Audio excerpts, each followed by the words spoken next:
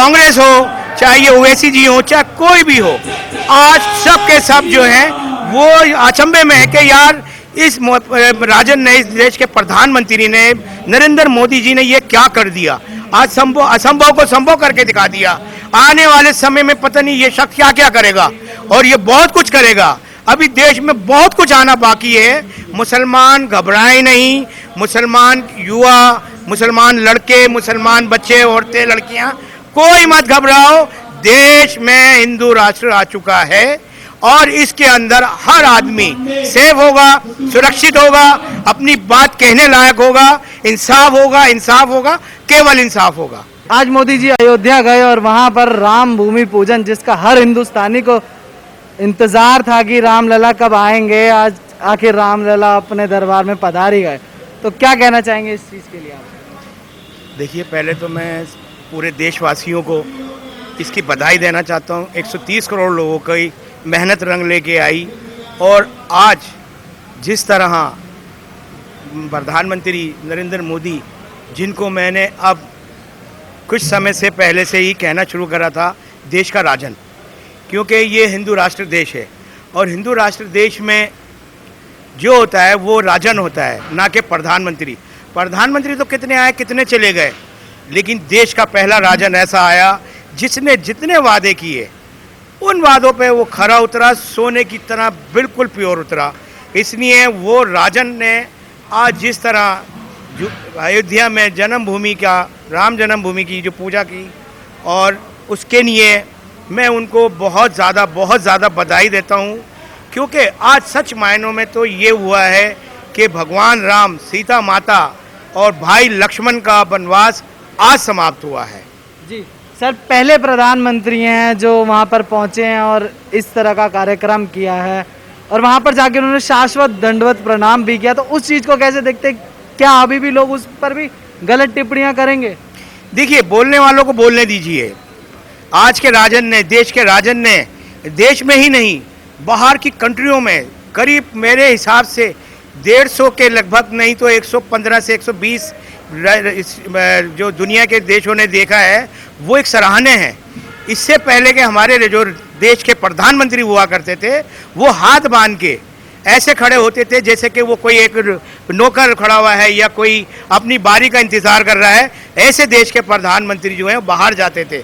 लेकिन हमारे राजन ने जब भी गया, देश से बाहर जब भी गए, उन्होंने आंख से आंख मिला के और जोर की आवाज़ में, ललकार के साथ उन्होंने अपनी बात रखी, अपनी बात मनवाई। इसलिए ये देश का राजन है, मोदी है तो मुमकिन है।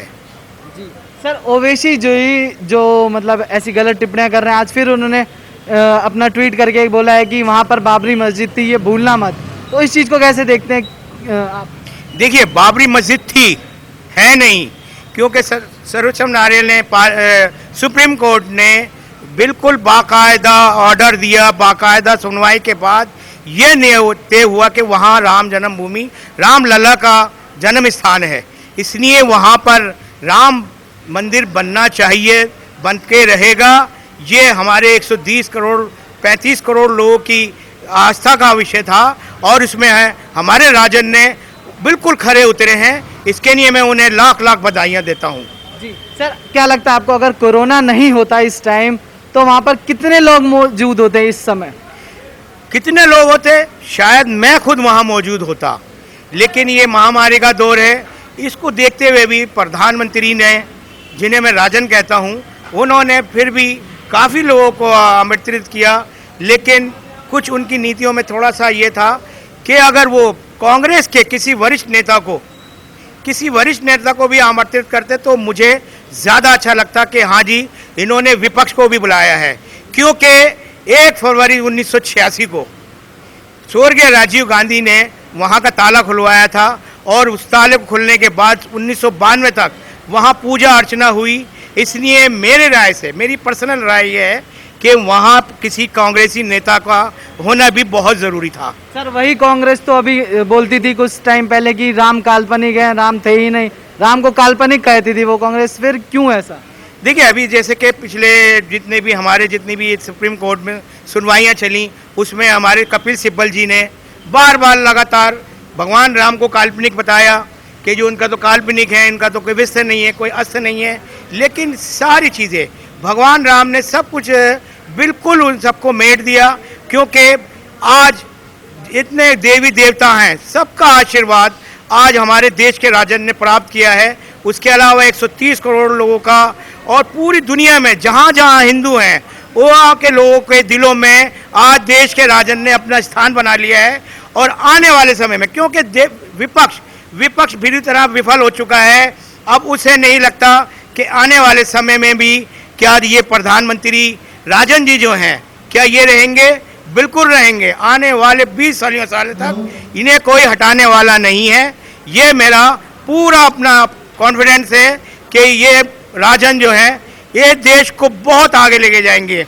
आत्मनिर्भर भारत बनाना, शक्तिशाली भारत बनाना, चाइना को मुंह तोड़ जवाब देना, ये किसी प्रधानमंत्री के बस की बात नहीं थी। ये देश के राजन की हिम्मत थी जिसने राम मंदिर बनाना, 370 हटाना, ये भी किसी प्रधानमंत्री बिल्कुल 370 हटाकर उन लोगों के हाथों से पत्थर लेके उन लोगों के हाथों में नौकरियां दी, उन लोगों को कारोबार दिए, उन लोगों को हर चीज मुहैया कराई गई। कश्मीर का लोग जो हैं आज अमन व अमान से वहां रह रहे हैं, तो इसका सारा श्रेय जाता है देश के राजन को, क्योंकि देश के राजन ने 370-35 से हटाकर यह साबित कर दिया था कि वहां पर कानून और व्यवस्था बनाई गई वो बिल्कुल लागू है।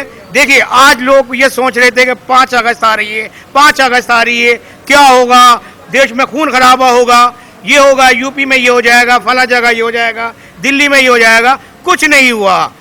सीएम आदित्यनाथ योगी जी ने जिस तरह वहाँ की व्यवस्था को, अर्थव्यवस्था को संभाला और जिस तरह उन्होंने उसको बचाया, ये बहुत शर्नीय है। बहुत ही दमदार चीज़ें के प्रधानमंत्री जी ने और अपने देश के यूपी के सीएम साहब योगी आदित्यनाथ जी ने जिस तरह वहाँ की सारी सुविधाओं को देखते हुए इसका इंतजाम किया, वो बहुत सराहनीय है। जी सर, मुस्लिम पर्सनल लॉ बोर्ड ने भी ट्वीट करके धमकी दी है कि जब हमारा राज होगा तो हम दोबारा वहाँ पर मस्जिद बना लेंगे, मंदिर तोड़वा देंगे, ऐसा कुछ कहा है उन्होंने। तो इस चीज़ पर क्या कहना चाहेंगे? देखिए मेरी बात सुनिए, सपने देखना सबका अधिकार है, ठीक है, देखने दीजिए, उन्हें बोलने दीजिए।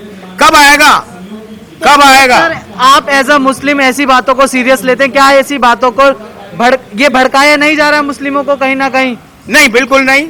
मुसलमान अब हाथ का लड्डू नहीं है, मुसलमान हाथ का लड्डू नहीं रहा। आज वो उलमाए दीन को भी पहचानता है, आज वो सबको पहचानता है कि कौन क्या बोल रहा है। आज कुछ भी नहीं है। आज देश का, हिंदुस्तान का मुसलमान जो है वो आज राजन मोदी जी के साथ कदम कदम मिला के चलने को तैयार है। और इनकी बातें चाहे ओवैसी हो, चाहे दूसरे लोग हों, चाहे कितने ही आ जाएं, लेकिन अब देश का मुसलमान इनके झांसों में नहीं आएगा, इनकी बातों में नहीं आएगा। आज वो देश के राजन के पीछे है। आज 25 करोड़ मुसलमान भी कंधे से कंधा मिलाकर राम जन्मभूमि बनाने के लिए उत्सव है, तैयार है बिल्कुल वो। जी। सर, जो ओवैसी जी इतनी बातें करते थे कि जो कोर्ट का फैसला आएगा हम वो मानेंगे, फिर कोर्ट का फैसला आया, तुरंत उनका बयान बदल गया। फिर अब जब तारीख नजदीक आ गई तो उन्होंने अपने बयान उल्टे सीधे देने शुरू कर दिए कि 400 साल से मस्जिद थी वहां पर, मुसलमानों भूलना मत। तो क्या एक तरफ तो वो कहते हैं कि संविधान सबसे पहले है, और दूसरी तरफ जहां कोर्ट ने फैसला दिया कि राम मंदिर बनेगा, उस चीज पर क्यों नहीं वो कर रहे हैं? देखिए ये लोग इस वक्त इतने हताश हो चुके हैं, इनके पास ना तो कोई मुद्दे रह गए हैं, ना कोई इनके पास व्याकुल है, कोई कुछ नहीं है इनके पास। ये बौखला गए हैं। ये सबके सब जितने भी विपक्ष में हैं, चाहे वो बीजेपी हो, कांग्रेस हो, चाहे ये ओवैसी जी हो, चाहे कोई भी हो, आज सब के सब जो हैं वो अचंभे में है कि यार इस राजन ने, इस देश के प्रधानमंत्री ने, नरेंद्र मोदी जी ने ये क्या कर दिया। आज असंभव को संभव करके दिखा दिया। आने वाले समय में पता नहीं ये शख्स क्या क्या करेगा, और ये बहुत कुछ करेगा। अभी देश में बहुत कुछ आना बाकी है। मुसलमान घबराए नहीं, मुसलमान युवा, मुसलमान लड़के, मुसलमान बच्चे, औरतें, लड़कियां, कोई मत घबराओ। देश में हिंदू राष्ट्र आ चुका है और इसके अंदर हर आदमी सेफ होगा, सुरक्षित होगा, अपनी बात कहने लायक होगा, इंसाफ होगा, केवल इंसाफ होगा।